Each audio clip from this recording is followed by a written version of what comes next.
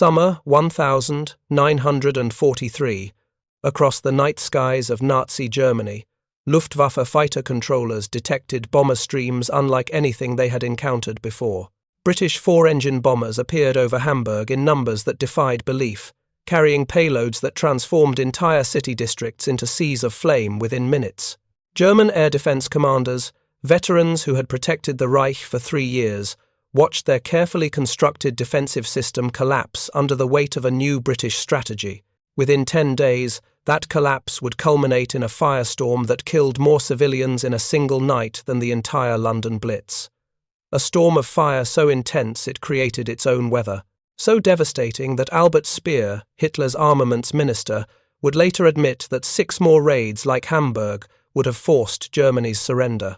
This is the story of Operation Gomorrah, and the men who fought on both sides of history's most catastrophic aerial bombardment campaign.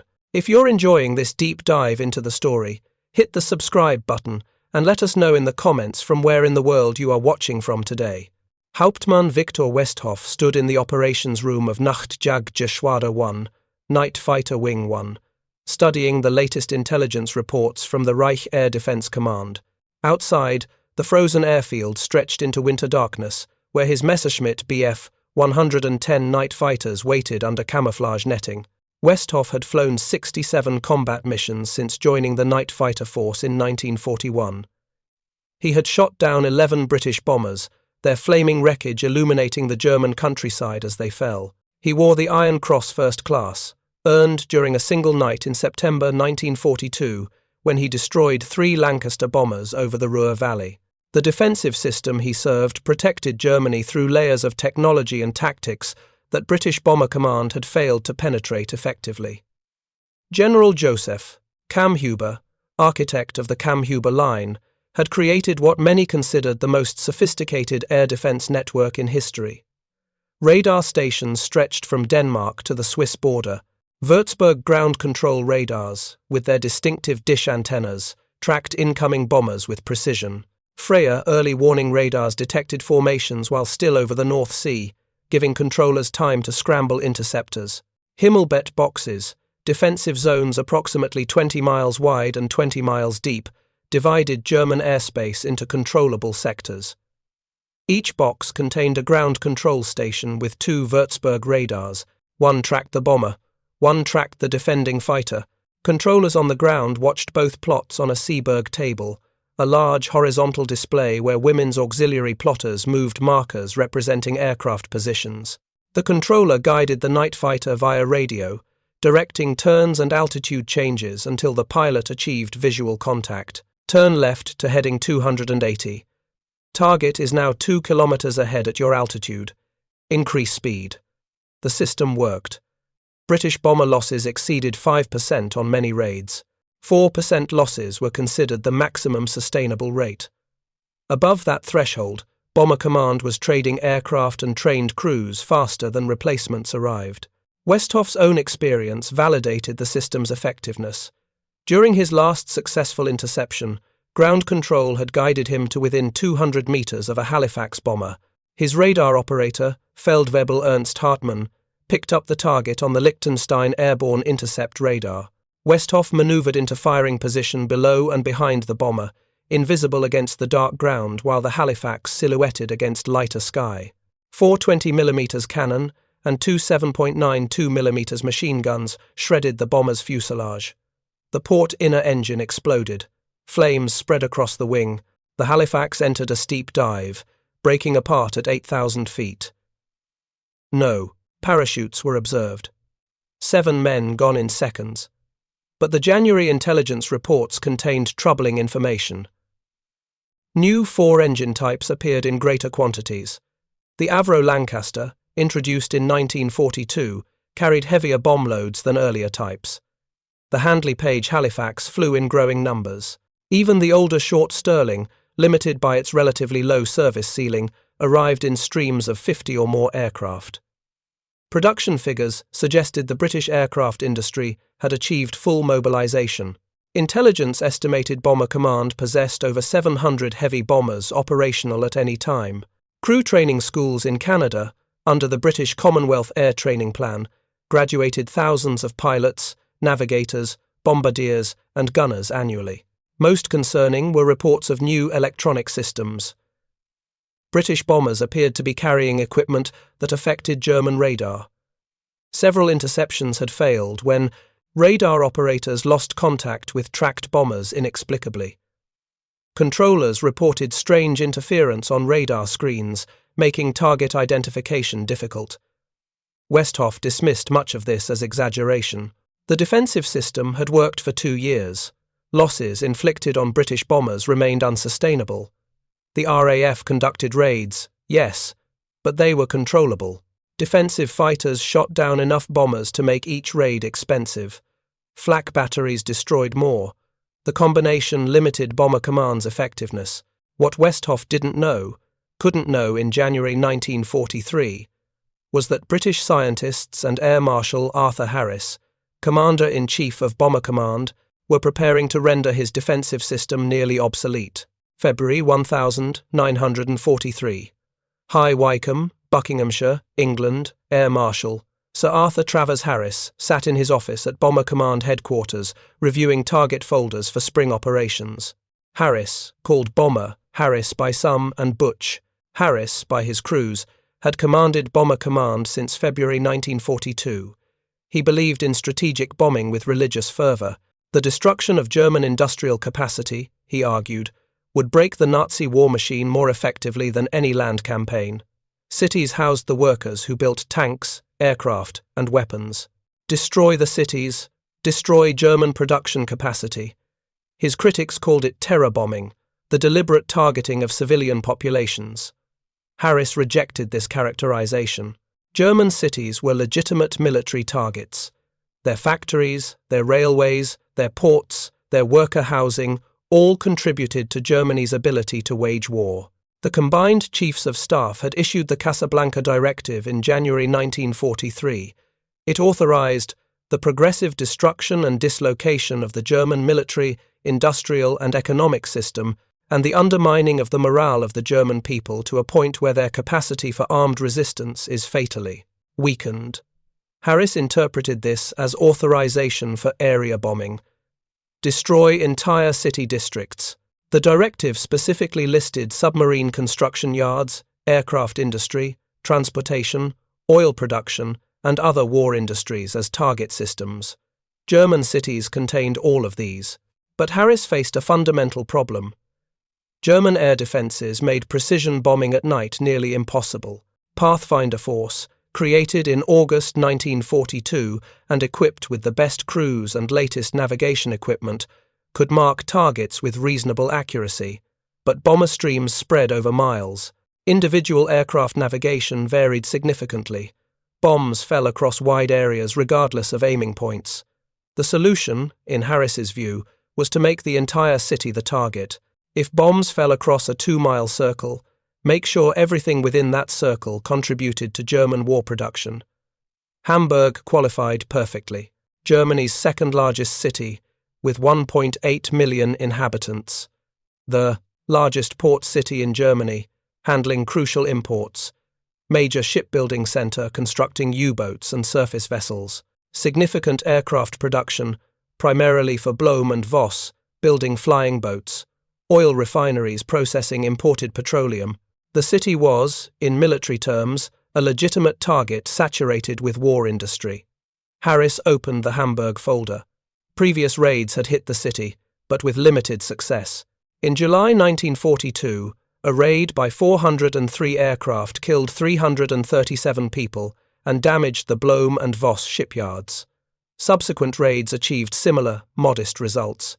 For Operation Gomorrah, Harris planned something unprecedented. Not a single heavy raid, but sustained attacks over multiple nights, overwhelming defensive responses through sheer numbers and new technology. The technology was called window. The concept was simple. Aluminum foil strips cut to specific lengths matching German radar wavelengths. When dropped from aircraft, the strips created thousands of false radar returns. German controllers would see their screens filled with targets, unable to distinguish bombers from chaff. British scientists had developed window in 1942, but Winston Churchill had prohibited its use.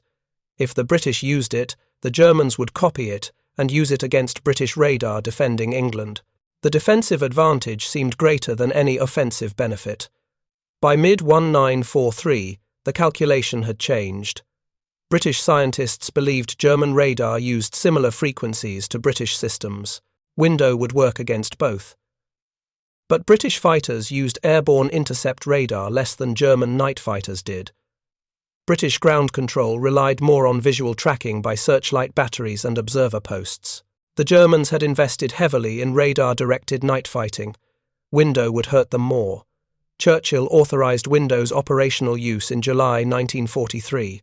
Harris immediately began planning Hamburg's destruction. The operation would unfold in phases. Initial raids would mark targets and start fires. Subsequent raids would bomb the burning areas, spreading destruction. If conditions aligned, temperature, humidity, building density, existing damage, the individual fires might merge into something far worse, a firestorm. Harris had seen the effects of firestorms in reports from smaller German cities. Under specific conditions, multiple fires could combine into a single conflagration, generating hurricane-force winds. The fire consumed oxygen so rapidly that air rushed inward from all directions, creating winds exceeding 100 miles per hour. Everything combustible burned. Everything in the fire's center died, either from heat, carbon monoxide poisoning, or oxygen starvation. Whether Hamburg would generate a firestorm was uncertain. Harris didn't particularly care. Firestorm or conventional burning, the result would be devastating destruction of a major German city. The 24th of July 1943, RAF Binbrook, Lincolnshire Flight Lieutenant James Macleod, conducted his pre-flight inspection of Lancaster ED 611 Sea Charlie in the late afternoon light. The 4 Rolls-Royce Merlin engines sat silent, their 3-blade propellers still. Ground crew swarmed over the aircraft, performing final checks, loading fuel, and most importantly, loading bombs. Macleod's aircraft would carry the standard main force load for tonight's operation: one 4,000-pound Cookie high-capacity bomb and a mix of incendiaries. The Cookie, a thin-cased blast bomb, would blow apart buildings and expose timber frames. The incendiaries would ignite the exposed combustible material. Tonight's target was Hamburg, Macleod's 38th mission. He had survived when many hadn't. The mathematics of bomber command operations were grim. Crews were required to complete 30 operations to finish a tour. Statistical analysis showed that fewer than half would survive to tour completion. Most crews were lost in their first 5 missions, before experience taught survival skills. Macleod's crew had developed those skills.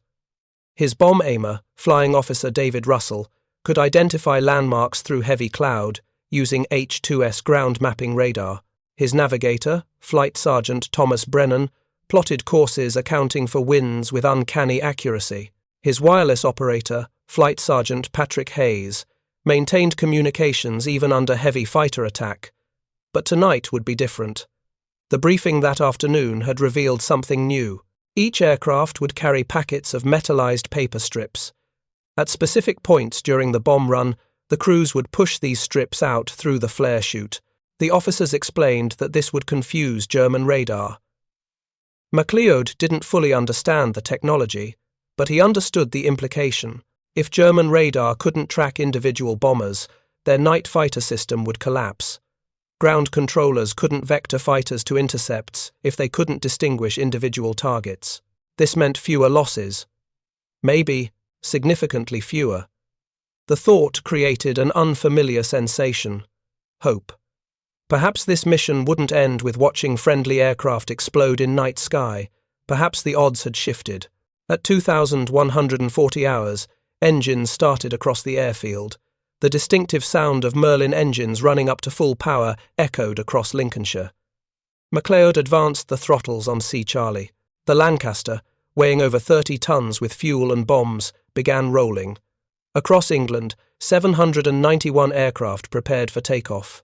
347 Lancasters, 246 Halifaxes, 125 Stirlings, 73 Wellingtons.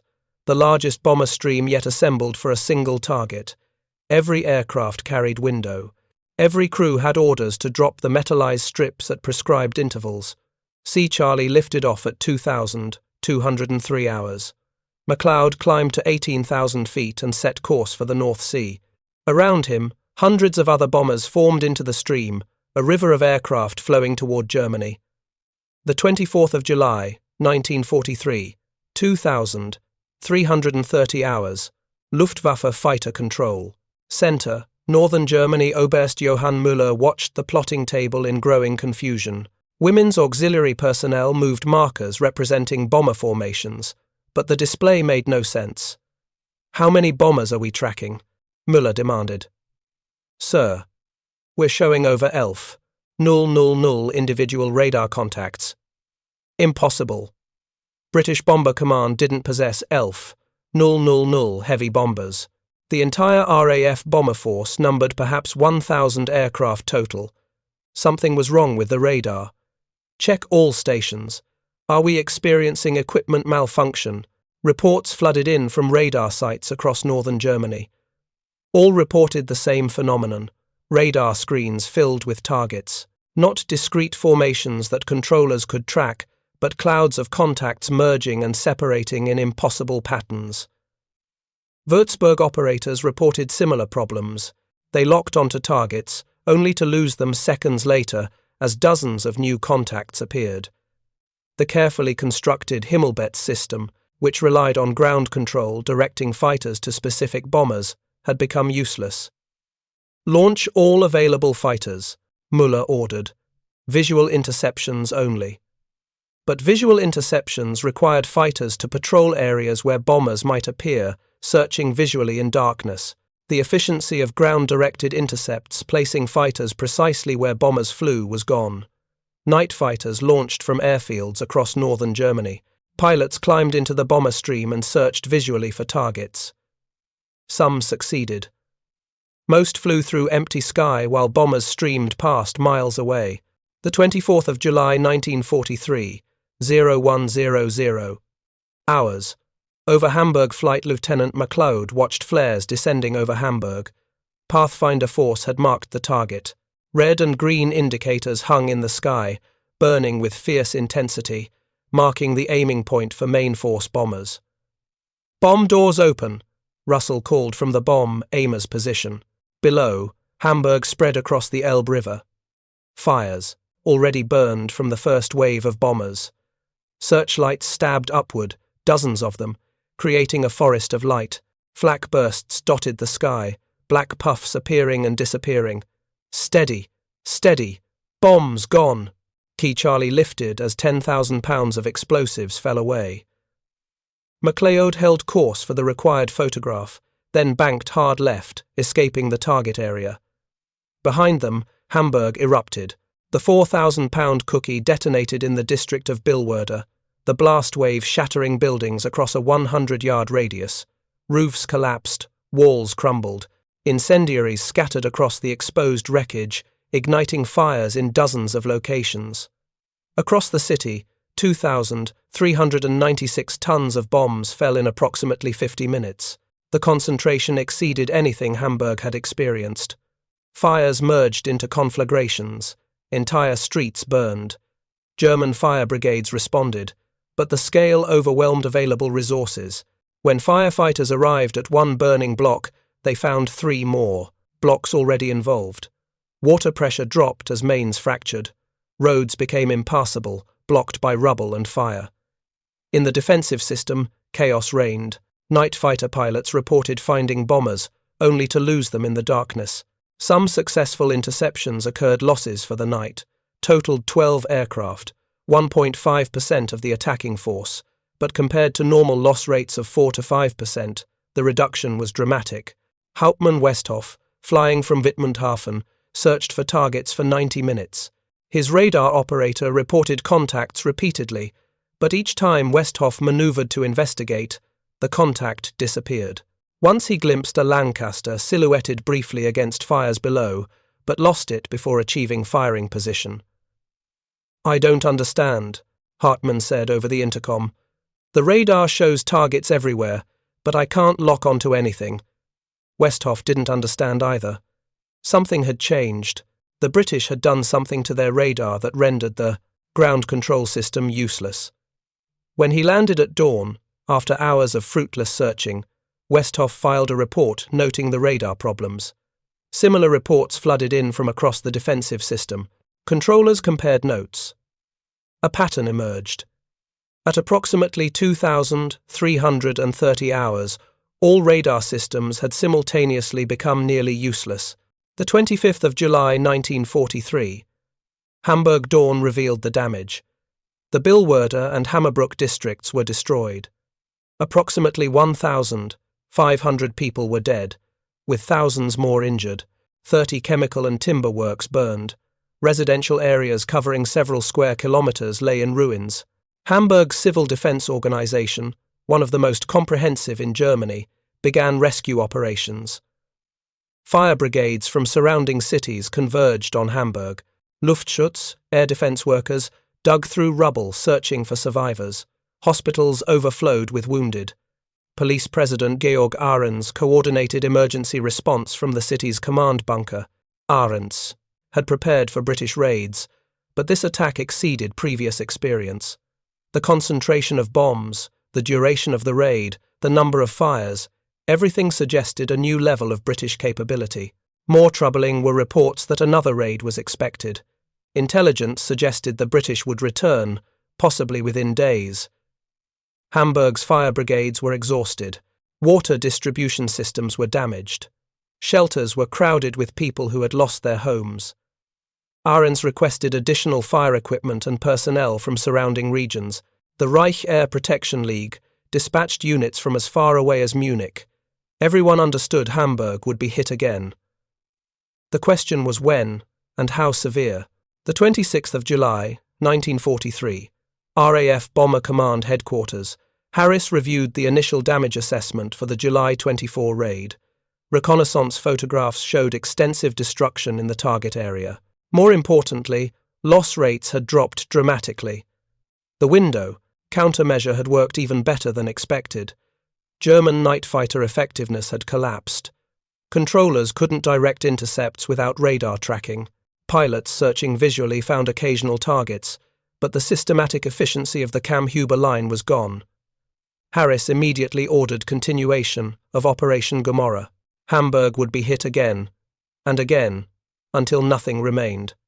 The city had become a demonstration target, proving that British strategic bombing could destroy German cities systematically, despite all defences. July 27 to 28, 1943, the second raid.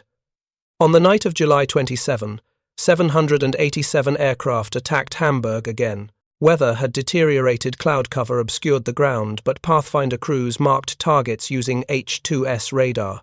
Main force bombers dropped 2,417 tons on the aiming point, approximately the same tonnage as the first raid. This time, the bombs fell on districts not heavily damaged in the first attack. The Barmbek and Wandsbek areas, northeast of the city centre, took the heaviest impacts. Residential districts filled with apartment buildings and row houses. Again, window rendered German radar useless. Again, night fighters searched fruitlessly for targets. Losses: 17 aircraft, 2.2% of the force. German fire brigades, already exhausted from fighting fires from the first raid, found themselves overwhelmed. Fires burned in dozens of new locations. The combination of existing damage and new bombing created conditions approaching a catastrophe. But this was not yet the catastrophe. That would come 2 nights later, on July 29, when weather conditions, target selection, and accumulated damage combined to create hell on earth. If you find this story engaging, please take a moment to subscribe and enable notifications. It helps us continue producing in-depth content like this. Squadron leader Henry Woodbridge adjusted his oxygen mask as Lancaster W. William climbed through 16,000 feet. The aircraft, laden with its deadly cargo, groaned upward into the darkness. Woodbridge commanded a Pathfinder Force crew, the elite marker specialists who would arrive first over Hamburg and illuminate the target for the main force bombers following behind. Tonight's meteorological conditions were unusual. The temperature at ground level in Hamburg had reached 86 degrees Fahrenheit during the day, exceptionally hot for northern Germany. Humidity was low, only 30%. No rain had fallen for nearly 2 weeks. The city, still smouldering from 2 previous raids, was a tinderbox waiting for ignition. Woodbridge's navigator, Flying Officer Colin Matthews, had noted something else during the briefing. The aiming point for tonight was Hammerbrook and Rothenburgsort, working-class districts on the eastern side of the city centre. These areas featured closely packed apartment buildings, 5 and 6 stories tall, constructed primarily of brick with timber floors and roof structures. The buildings formed continuous street walls, with narrow alleys between them, ideal conditions for fire spread. Navigator to pilot, we're approaching the enemy coast. ETA to target, 47 minutes, Woodbridge acknowledged. Around him, invisible in the darkness, 739 other bombers converged on Hamburg. This would be the 3rd major raid in 5 days. The city's defences were battered, fire brigades exhausted, shelters overcrowded, water mains damaged. Everything was in place for maximum destruction. What no one knew, what no one could predict with certainty, was that tonight's raid would trigger a phenomenon so devastating that it would change how both sides understood the capabilities of strategic bombing. The 29th of July, 1943, 0100, hours, Hamburg Civil Defence Headquarters. Georg Ahrens studied the situation map with growing dread. The air raid sirens had sounded 20 minutes ago. Radio reports confirmed another massive British formation approaching from the northwest. This would be the 3rd heavy raid in 6 days. His fire brigades had never fully extinguished the fires from the previous raids. Crews worked around the clock, but new fires kept igniting from smouldering debris. Equipment was wearing out. Personnel were approaching collapse from exhaustion. Water pressure remained low in many districts because damaged mains had not been fully repaired. Worse, civilian morale was cracking. After the second raid, approximately 300,000 people had evacuated Hamburg, fleeing to smaller towns and villages. Those who remained crowded into bunkers and basements, terrified.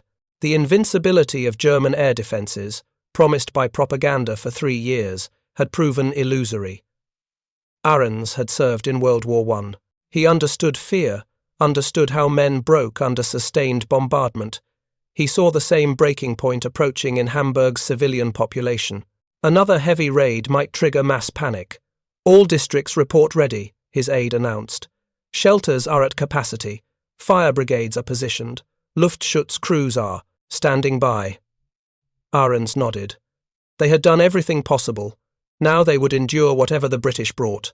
At 0057 hours, the first Pathfinder aircraft arrived over Hamburg. July 29, 0057 to 0103. Hours. The marking squadron leader Woodbridge brought W. William over Hamburg at 18,000 feet. Below, the city stretched along the Elbe River, partially obscured by smoke from existing fires. Searchlights probed upward. Fewer than previous nights, many batteries had been damaged or had run out of electrical power. Bomb, aimer to pilot. I have the aiming point. Hammerbrook District. The church spire is visible at 2 o'clock. Bomb doors open. The Pathfinder force carried special marker bombs, target indicators that burned with intense red or green light, visible for miles. Woodbridge's bomb aimer released a cluster of red TIs. They fell in a tight pattern, detonating at ground level in cascades of crimson fire. Other Pathfinder aircraft added their markers. Within 6 minutes, a concentration of red indicators marked the precise centre of Hammerbrook. The aiming point was perfect, the densest part of the working-class district, where apartment buildings packed together like dominoes. Marking complete, Woodbridge reported on radio. Main force, your target is marked. Good luck. He banked W. William away from Hamburg, beginning the long flight back to England. Behind him, the main force bombers were arriving. July 29, 0103 to 0150. Hours. The main force attack Flight Sergeant Kenneth Morrison watched the red markers glowing below as his Halifax approached the target. Morrison, a Canadian volunteer, was flying his 16th operation. His bomb aimer, Sergeant William Hughes, had a clear view of the aiming point. "Those markers are right in the middle of the city," Hughes observed. "Looks like residential areas. Just put the bombs on the markers." This was the psychological reality of strategic bombing. Crews didn't think about the people below. They thought about markers, aiming points, targets. The bombs were impersonal. The destruction was abstract. Thinking about the human cost would make the job impossible. Bombs gone. The Halifax lifted as its bomb load fell away. Morrison maintained straight and level flight for the photograph, then turned for home. Below, his bombs joined thousands of others falling onto Hammerbrook. The concentration was unprecedented. In approximately 50 minutes, 2,326 tons of bombs fell on an area roughly 2 miles by 2 miles. The vast majority were incendiaries, hundreds of thousands of small firebombs designed to start fires, but the raid planners had learned from previous operations. High-explosive bombs fell first, blasting apart buildings and exposing combustible interiors. The cookie bombs, 4,000-pound thin-cased blast weapons, shattered apartment buildings, collapsing roofs and blowing out walls. Then came the incendiaries, thermate bombs, burning at over 4,000 degrees Fahrenheit, ignited wood, furniture, and structural timbers. Phosphorus bombs created fires that couldn't be extinguished with water. Magnesium bombs burned with white-hot intensity, igniting everything nearby. Within 10 minutes of the first bombs falling, hundreds of fires burned across Hammerbrook. Fire brigades responded, but the scale was impossible. For every fire they reached, 5 more ignited. Buildings that had survived damaged in previous raids now burned completely. Fresh buildings added their fuel to the conflagration. At 0130 hours, approximately 30 minutes into the raid, something changed. July 29, 0130 hours. Hammerbrook District Hauptbrandmeister Wilhelm Kohl commanded a fire brigade unit operating in Hammerbrook. Kohl had fought fires for 18 years, since joining Hamburg's fire service in 1925. He had seen chemical fires, warehouse fires, ship fires, every type of conflagration the city could produce. What he witnessed at 0130 hours was beyond his experience. Individual fires, burning in separate buildings, suddenly began merging, not spreading from building to building in the normal way, but somehow connecting through the superheated air. Flames jumped across streets 30 feet wide. Entire blocks ignited simultaneously. The wind changed, not shifting direction in the normal weather pattern, but accelerating dramatically. Kohl felt the wind increase from a breeze to a gale in less than 5 minutes. Debris flew through the air, roof tiles, pieces of wood, chunks of masonry. The wind howled like a living thing. "Fall back," Kohl ordered his crew. "Get to the shelters." But falling back was no longer simple. The wind was pulling them toward the fires, not pushing them away. Kohl realized with horror what was happening. The fires were creating their own wind, drawing air inward to feed the flames. His crew struggled against the wind to their fire truck. The engine started. The driver tried to reverse away from the fire zone, but the wind, resistance was enormous. Burning debris flew at them horizontally. The heat intensified until they couldn't breathe. Kohl made the decision that saved their lives. "Abandon the truck! Get into that basement now!" The crew scrambled into a basement shelter just as a wall of flame swept over their position. The fire truck exploded seconds later, its fuel tank igniting. Inside the basement, Kohl and his crew huddled with 40 civilians, listening to the roar of the firestorm outside. The roar was unlike anything they had heard. Not the crackling of normal fire, but a sustained thundering sound, like a continuous explosion or an approaching freight train that never arrived. The sound was the wind moving at over 100 miles per hour, feeding the fire with endless oxygen. The temperature in the basement climbed. 100 degrees. 120 degrees. People soaked their clothes in water from emergency tanks. They pressed wet cloths to their faces, filtering the air. Carbon monoxide levels increased. People began losing consciousness. Cole forced the group to stay low, where air was slightly cooler and oxygen more available. He organized shifts of people to work the hand pump, keeping water flowing to wet down the shelter walls. The cement walls grew hot to the touch. Outside, hell had come to Hamburg, July 29, 01, 30 to 0400 hours, the firestorm.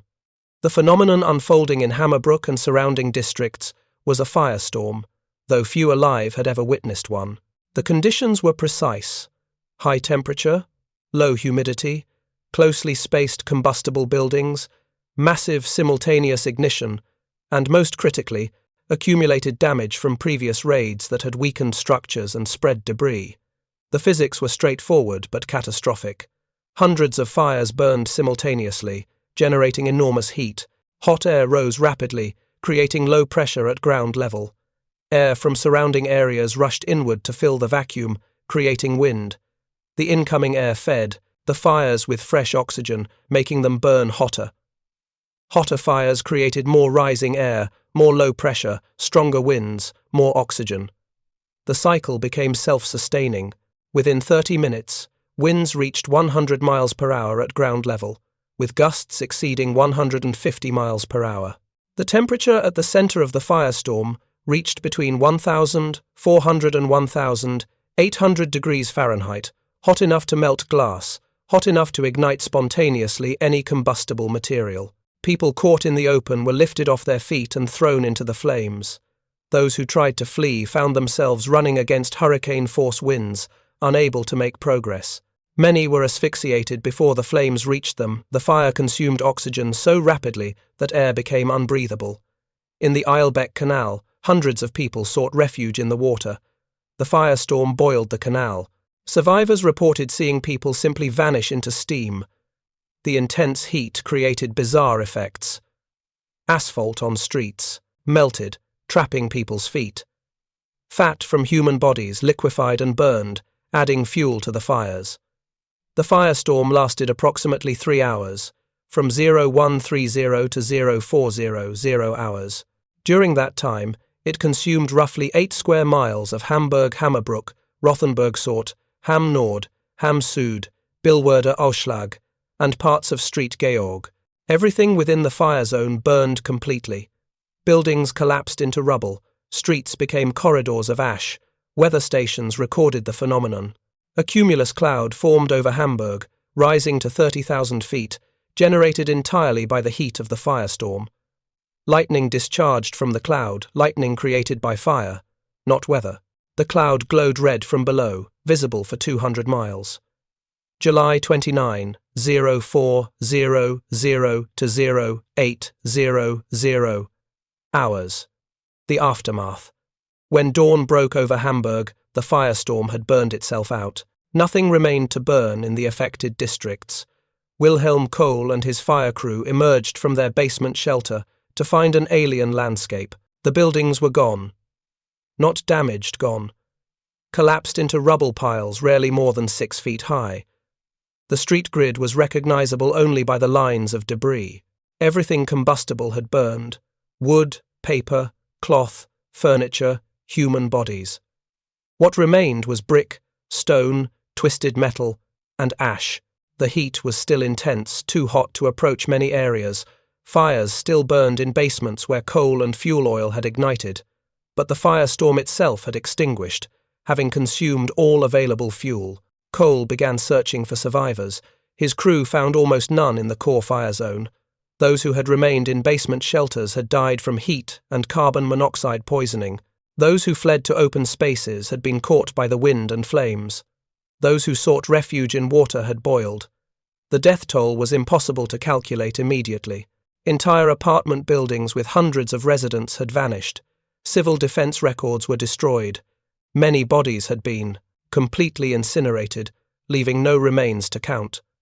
In the following days, as rescue teams worked through the debris, the scale of the catastrophe became clear. Conservative estimates placed the death toll at 37,000 people. Some estimates went as high as 42,000. The exact number would never be known because many victims left no remains that could be identified or counted. For comparison, The entire London Blitz, lasting from September 1940 to May 1941, killed approximately 43,000 people. Hamburg's firestorm had matched 8 months of German bombing of London in a single night. The 30th of July 1943, Berlin Albert Speer, Reich Minister of Armaments and War Production, received the first reports from Hamburg with disbelief. When reconnaissance photographs arrived, showing 8 square miles of total destruction, he understood immediately the implications. Speer had been conducting economic analyses of German war production. He knew the industrial base was stretched thin. Factories operated at capacity. Labour was increasingly scarce as men were drafted. Strategic bombing had been annoying, but manageable damage could be repaired, production restored. But Hamburg was different. This wasn't damage that could be repaired.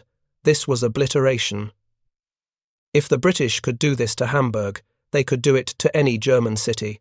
Speer calculated rapidly. If they hit 6 major cities with Hamburg-level destruction, German war production would collapse. The war would be lost. He sought an immediate meeting with Adolf Hitler at the Wolfschanze headquarters in East Prussia. Hitler received him on August 2. The industrial capacity has not been significantly affected, Hitler declared after hearing Speer's report. We will rebuild Hamburg. We will strengthen defences. We will retaliate against British cities. Speer tried to make Hitler understand. Mein Führer, if they repeat this 6 times against Essen, Dortmund, Munich, any of our major cities, we cannot continue the Countermeasure war. Our production will be destroyed. Hitler refused to accept this assessment. German will would prevail. German defences would improve. The Luftwaffe would retaliate. Speer left the meeting understanding that rational strategic analysis meant nothing against ideological certainty. But Speer's private assessment remained. 6 more Hamburgs and Germany would have to sue for peace. August 2–3, 1943, the final raid bomber command attacked Hamburg one final time on the night of August 2–3. This raid was smaller, 740 aircraft, and less effective. Weather had changed. Heavy rain and thunderstorms scattered the bomber stream. Thick cloud cover prevented accurate marking. Many bombs fell in areas already destroyed or in open country outside the city. Losses were higher, 30 aircraft, 4% of the force. The weather that protected Hamburg also made navigation difficult and exposed bombers to risk. Harris recognized that further raids on Hamburg would yield diminishing returns. The primary targets had been destroyed. Weather was unfavorable. Operation Gomorrah officially ended. In 7 raids over 10 days, Bomber Command had dropped approximately 9,000 tons of bombs on Hamburg, killed between 37,000 and 42,000 people, destroyed 8 square miles of the city completely, damaged or destroyed 250,000 homes, and made approximately 900,000 people, half the city's population, homeless. For comparison, the entire German Blitz against Britain from 1940 to 1941 had dropped approximately 37,000 tons of bombs and killed 43,000 people. Hamburg alone had experienced roughly a quarter of the tonnage and nearly matched the death toll in 10 days. August 1943. Wittmundhafen Airbase Hauptmann Viktor Westhoff sat in the officers' mess, drinking ersatz coffee and reading after-action reports. The Hamburg operation had exposed the complete failure of the Kammhuber Line. Ground control radar was useless. Fighters searched blindly. Loss rates inflicted on British bombers had dropped to levels that made strategic bombing sustainable. Westhoff had flown 4 missions during the Hamburg raids. He had achieved no successful interceptions. On one mission, he saw a Lancaster illuminated by searchlights, but before he could maneuver into position, the bomber escaped into clouds. His total mission time during the Hamburg raids, 11 hours. His total combat success, 0. The reports documented similar failure across the entire night fighter force. Pilots who had routinely shot down 2 or 3 bombers per mission now returned empty-handed. The British countermeasure intelligence reports now confirmed it was metallized strips called window had rendered years of defensive development obsolete overnight. Luftwaffe engineers were developing responses. New radar systems using different frequencies might penetrate window. Fighters equipped with SN2 radar using longer wavelengths showed promise. But these technologies would take months to deploy operationally. In the meantime, British bombers would attack German cities with near impunity. Hamburg was only the beginning.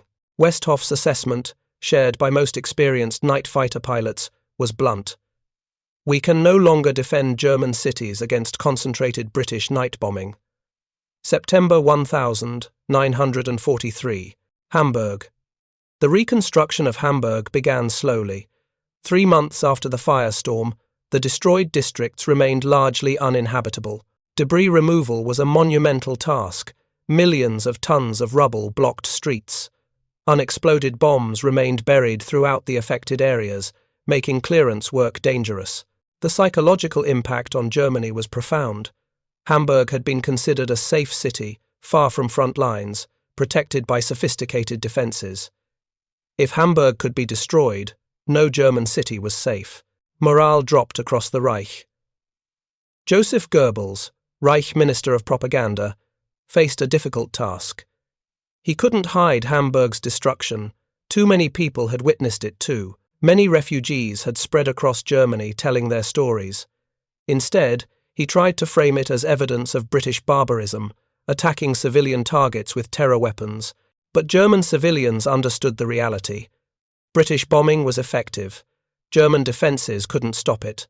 The war, which propaganda had portrayed as nearly won, was clearly far from over. Gauleiter Karl Kaufmann, Nazi Party leader for Hamburg, supervised reconstruction efforts. Priority went to restoring industrial capacity. Shipyards resumed production within weeks, workers commuting from undamaged districts or temporary housing. Aircraft factories restarted, port facilities were cleared, but residential reconstruction lagged. Materials were scarce, diverted to military production. Labour was scarce, diverted to the military or war industries. Most refugees never returned to Hamburg. The city's population remained below 1 million for the rest of the war. October 1943, RAF Bomber Command Headquarters Air. Marshal Harris reviewed operational statistics for the 3 months since Hamburg. Window had proven devastatingly effective. Average loss rates had dropped from 4 to 5% to 2 to 3% on major raids. Some operations achieved loss rates below 2%. This changed the strategic calculation fundamentally. At 2% losses, Bomber Command could sustain indefinite operations. Crew survival rates increased. Aircraft production exceeded losses by substantial margins. Training programs produced replacement crews faster than combat consumed them.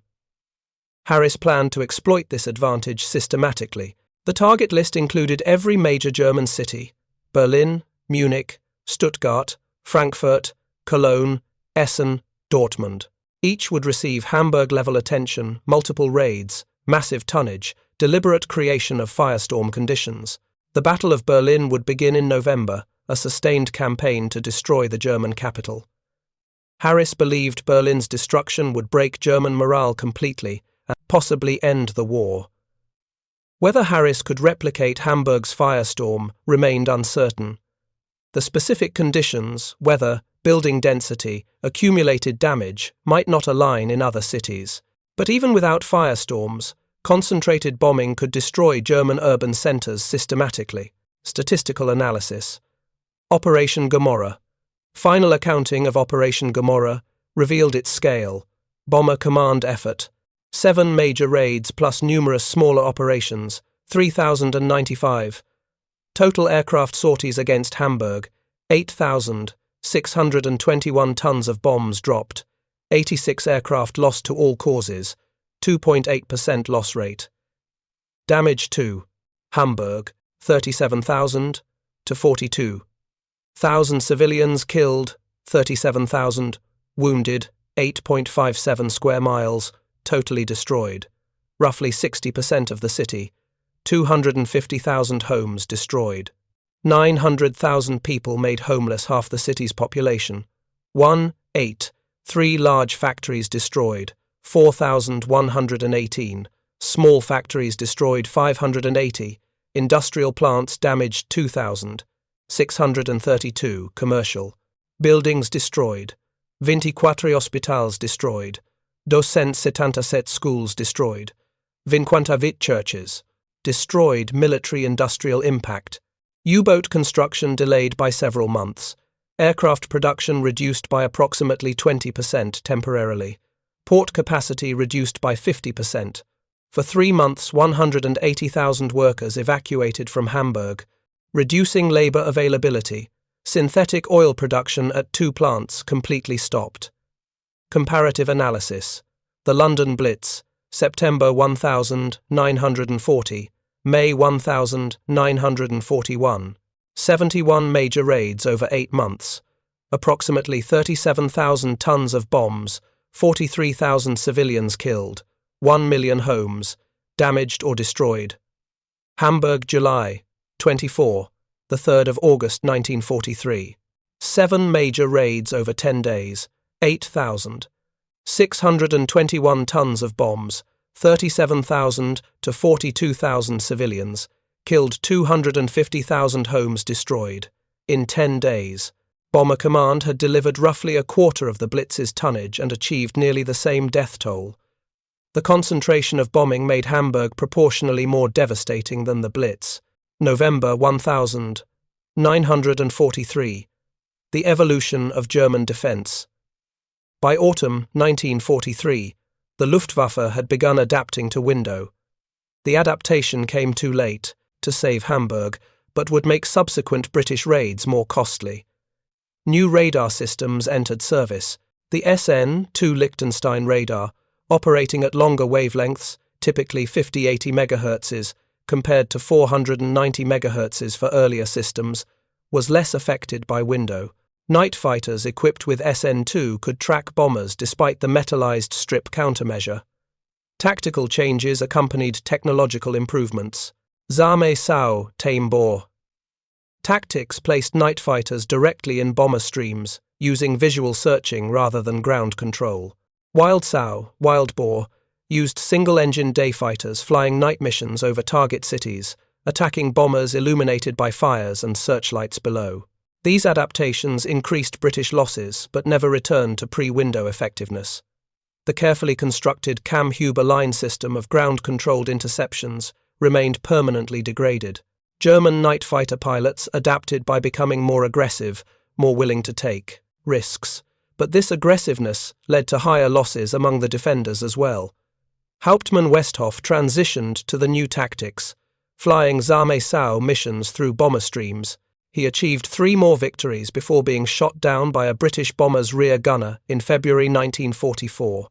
He survived with severe burns and never flew combat again. The strategic debate Hamburg raised fundamental questions about strategic bombing effectiveness.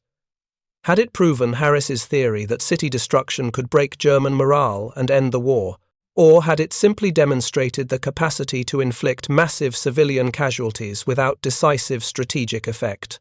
German war production, despite Hamburg's destruction, continued increasing through 1944.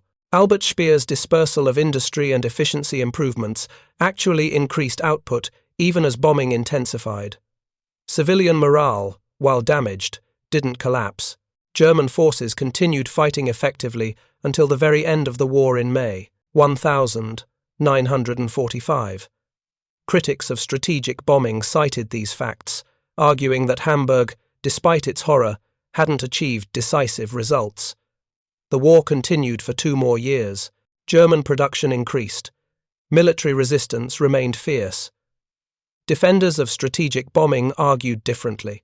Hamburg tied down enormous resources in defense and reconstruction that could have gone to military production. It forced dispersal of industry, reducing efficiency. It killed workers and destroyed homes, limiting labor availability. Most importantly, it proved that Germany could be struck at will, demonstrating Allied air superiority. The debate continued throughout the war and beyond. What remained indisputable was Hamburg's impact on everyone who experienced it. Personal accounts. The human cost. Eva Schultz, age 32, survived the firestorm in a Hamburg basement shelter. Her husband and 2 children died beside her from carbon monoxide poisoning. She survived because she was closer to the door where air was slightly fresher. Her account, recorded in 1946, the heat was unbearable. We poured water over ourselves constantly, but it evaporated almost immediately. My children stopped crying after about an hour. I thought they were sleeping. When the fires finally died down and we could leave the shelter, I tried to wake them. They were dead. My husband was dead. Almost everyone in the shelter was dead. I was alive for reasons I'll never understand. Wilhelm Kohl, the fire brigade commander, spent the following weeks recovering bodies. His report documented the horror. In many basements, we found people sitting upright, appearing to sleep. They had died from carbon monoxide poisoning without visible injury. In others, the heat had been so intense that bodies were carbonized, reduced to ash that crumbled when touched. We found refugees who had fled to the Eilbeck Canal, their bodies boiled. The heat had melted glass in windows, melted asphalt on streets, melted metal railings. We used dental records to identify bodies when possible. Many could never be identified. Flight Lieutenant James Macleod, who flew 2 missions during Operation Gomorrah, never spoke publicly about Hamburg until 1980. In an interview, he reflected, "We knew we were bombing cities. We knew civilians would die. But we didn't think about it. You couldn't think about it and still do the job. We thought about getting to the target, dropping the bombs accurately, and getting home alive. The fire below was abstract. Only years later did I learn what we had done. The firestorm killed more people in one night than we lost in my entire squadron during the war. I've made peace with it because it was war, and war is horror, but I've never forgotten." Hauptmann Viktor Westhoff, in post-war correspondence, admitted the psychological impact of Hamburg on German pilots. "After Hamburg, we knew we were losing the war. Not immediately, not in 1943, but eventually. If the British could do that to Hamburg, they could do it to Berlin, Munich, any city. We couldn't stop them. We kept fighting, because that's what soldiers do, but the certainty of victory was gone. Hamburg killed it." Legacy and historical assessment Operation Gomorrah remained the deadliest single bombing operation in European history until Dresden in February 1945. The firestorm established that under specific conditions, conventional bombing could achieve destruction, rivaling nuclear weapons. The raid influenced subsequent bombing strategy. Allied planners deliberately attempted to recreate firestorm conditions in later raids. With mixed success, Dresden achieved firestorm effects. Berlin, despite massive bombing, never generated a true firestorm due to its wider streets and dispersed construction.